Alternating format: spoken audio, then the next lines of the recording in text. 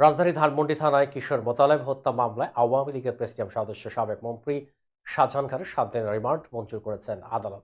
শুক্রবার বিকেলে Dhaka chief metropolitan magistrate আদালতে তার 10 দিনের রিমান্ড আবেদন করে পুলিশ।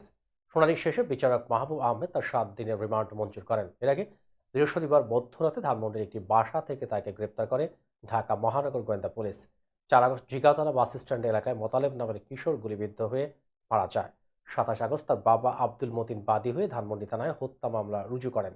প্রধান আসামি সাবেক প্রধানমন্ত্রী শেখ হাসিনা ছাড়াও সাবেক স্বরাষ্ট্রমন্ত্রী আসাদুজ্জামান খান কামাল, সড়ক ও সেতু মন্ত্রী ওবায়দুল কাদের এবং শাহজাহান খান সহ 176 জনের নাম উল্লেখ করা হয় এজাহারে। ওই মামলায় গ্রেপ্তার দেখানো হয় শাহজাহান খানকে। সবশেষ দ্বাদশ জাতীয় সংসদ নির্বাচনে মাদারীপুর 2 আসন থেকে টানা অষ্টমবারের মতো নৌকা প্রতীক নিয়ে সংসদ সদস্য নির্বাচিত হন শাহজাহান খান। বর্তমানে তিনি বাংলাদেশ সড়ক শ্রমিক ফেডারেশনের কার্যকরী সভাপতিও।